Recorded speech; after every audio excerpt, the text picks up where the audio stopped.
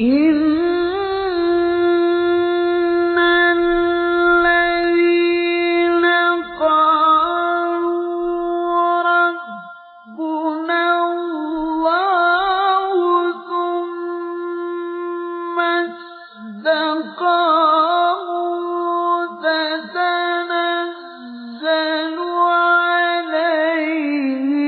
الْمَلَائِكَةُ أَلَّا تَخَافُوا وَلَا تَحْزَنُوا